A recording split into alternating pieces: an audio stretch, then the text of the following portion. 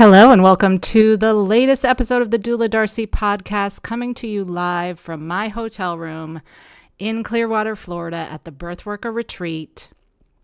I've been here for a whole week. I gifted myself a week here at the Wyndham Grand, and it has been amazing on so many levels, and I want to tell you why it's been amazing and why I did this.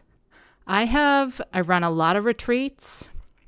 And I have, for many years, even in other facets of my life, I used to run big mom and baby expos, and events are a lot of work. They're a lot of fun and I love them, but they are energetically draining. And it's taken me a long time to learn that everything is better if I give myself time to rest before and after doing a big event. And I've kind of been putting this into practice for the last couple of years, especially with my main retreats. I'm sure to block my schedule off as much as I can for a couple days before and giving myself a day of rest afterwards. But this year for the Birthworker Retreat, I came in on Saturday and the retreat started Monday. So I had like a full day and a half before the event started, which was great because I also had to meet with the hotel and stuff the goodie bags with Jody and all those things that, there were tasks that needed to be done, but I wasn't rushing. And that makes a huge difference. And I was able to show up on Monday at 10 a.m. for our champagne toast at the kickoff brunch, feeling rested, relaxed, and just ready to serve the doulas and sleep consultants who came on our retreat. And it was awesome. And then the retreat wrapped up Wednesday afternoon. And like I said, it's Sunday and I'm still here. I leave in a couple hours. But I had, Thursday after the retreat, I did some strategy sessions with some of the other doulas who stayed. I had another meeting with the hotel to wrap things up. And then I had Friday and Saturday to myself. And as an introvert, I loved it. Like, this might sound crazy to some of you, but for me, it was so nice. And I will never not do this again for retreats where I'm going away for 3 days. I'm going to definitely add time before and after. It's given me a chance to really rest, take time for myself. I've taken a walk every day. I've gone for a couple of runs. I've had really good food that I didn't have to make myself or plan or shop for, which is a huge thing for me. And also, I've been working, I've gotten a lot of work done, but able to take breaks. It's been, 60 degrees here. I can go outside and get some fresh air and sunshine so much easier than I can back home in New Hampshire. And yes, my kids are all teenagers. I only have one who's still at home with me in high school, and he's been fine. He's with his dad. Like, he honestly probably could care less that I've been gone for a week. So I recognize that those of you with little kids, this is, a big, maybe not as doable, but I would encourage you to do it. Maybe once a year you get a trip away just for yourself. And whether you're coming to something like the Birthworker Retreat or a doula conference or whatever, or you're just going, or you're just checking into a hotel in your own town, like, time alone is to recharge and rest and just think is so amazing. And before I get into what else I've been doing this week, I want to just share, before I came down here to Florida, I was doing a strategy session with a doula, and she was talking about how, she's so busy and she's stressed out and burning the candle at both ends. And she's like, I watch you online, and I just, the lifestyle that you live is just so amazing. And just the way she said it, it made me stop and really think at how far I have come.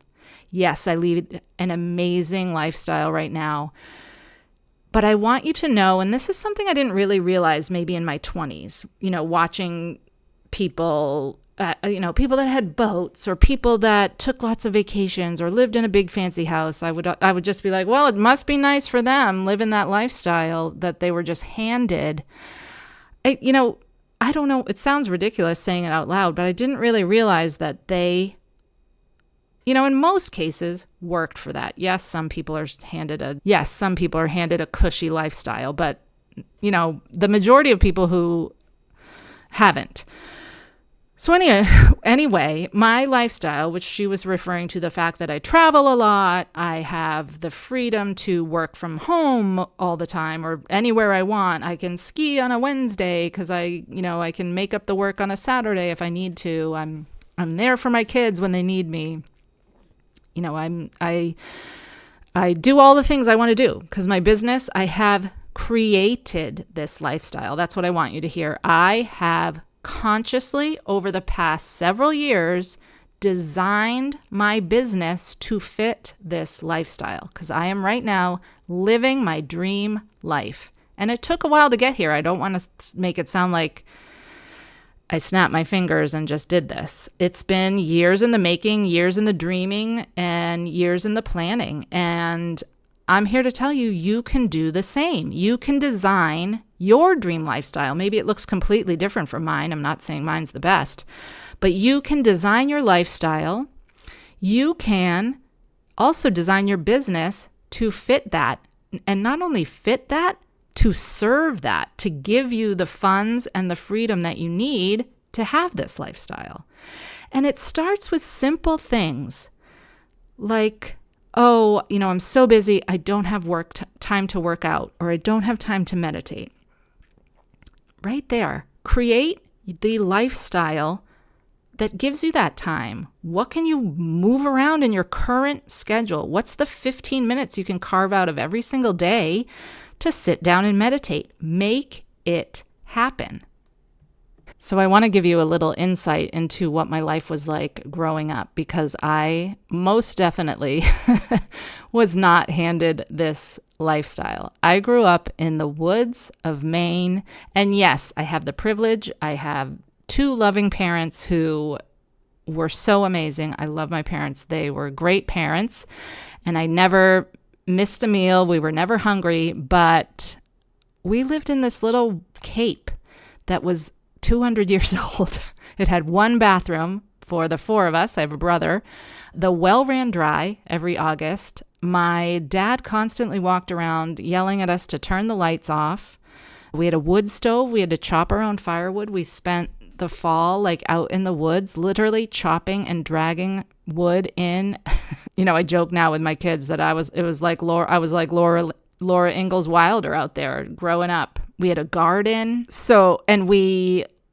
I wore hand-me-downs my whole life, and we probably went out to eat once a year, and it was to Papa Gino's, and that was because we didn't have a waitress. You didn't have to tip a waitress. You got your food at the counter, and then my mom made us we could only order water. I don't think I had soda till I was in high school. We lived very, very frugally. I was well fed, well taken care of. The lights never went out. The heat never went out because we had a wood stove. But we didn't. When we went on vacation, we went camping 2 hours away. We never flew anywhere. We didn't we didn't go to Florida every year. So I didn't grow up in the manner to which I live, the manner to which I've become accustomed now. I have created this on my own because this is what I want. And now I want you to have the freedom and the confidence to do the same thing. And the other thing, growing up, again, I love my parents so much, but it was very much a scarcity mindset household. The lights are, turn off the lights. We can't pay, we're not going to pay for electricity to light a room you're not in. And we're going to, use wood heat instead of oil or electric heat. Save water because we're going to run out of water. Wear these hand-me-downs. We can't afford new clothes. We're not going out to eat because that's expensive. Everything was expensive, and we were always in lack and scarcity mindset. So it has been a lot of work on my mindset to spend money on myself, even, decades ago, just buying myself something. I had a hard time with it. And watching people that took big vacations, I was like, well, it must be nice for them, but I don't do those kinds of things. So the fact that I have been here, I am celebrating that I have been here for a week at a nice hotel with a balcony. If you're watching on YouTube, you can see you can't really see it out the windows, but I can see the ocean right out the sliding glass door. They come and freshen up my room every morning and come again and do the turn down service, which last year when I came here, I didn't even know what that was. I only knew what that was from binge watching Below Deck, that reality TV show. But they come in, they tidy, while you're at dinner, they tidy up the room, they fold down the bed covers, they dim the lights and just, tidy everything up. And at first I was like, oh, this is kind of ridiculous. But now I accept it. I receive it. And this week it's been so nice to come into my room from dinner and it's chill. It reminds me of when birth doulas talk about like fairy lights in the birth room, like they only turn on the two little small reading lamps on the bed. So it's nice and dim. The screensaver's up on the TV. It just is very calming and relaxing. And it feels nice for someone to take care of me just a little bit, because I don't have that at home. I have 3 kids, running 2 businesses. I'm running the show, and yes, I have amazing friends and family, but you guys know what I'm talking about. It feels nice to have someone help you and take care of you. So that's what I have been embracing this week. The turn down service, the fact that there's a housekeeper that comes in and gives me a new towel or water if I need it. And, it's been so nice and I'm from New Hampshire. So this time of year, it's hard to take a walk every day because of the cold and wind and ice. And it's been so nice that here in Florida, I have taken a walk every day on the beach, gotten that fresh ocean air, sunrises, sunsets. It's just so beautiful. And like I said, I've gotten a ton of work done, but I talked a lot at this retreat about Kate Northrup's idea of managing your energy, not your time, and taking exceptional care of myself this week actually gives me more energy. I can show up at the Birthworker Retreat in a better state of mind, with more energy to teach and serve and help the doulas who came here, and then rested and recovered after the retreat. And then I have done a lot of work. Yes, I've taken walks and runs. I hit the gym and did some weight training because I know that's what I need at my age. And just done some relaxing, but also because I'm feeling so good, this is the second podcast I've recorded while I was here. I've done a lot of writing for some emails that I'm sending out over the next few weeks. I've scheduled a lot of Facebook and Instagram posts out into the future, which I don't always do. You might be shocked to hear that I'm mostly winging it.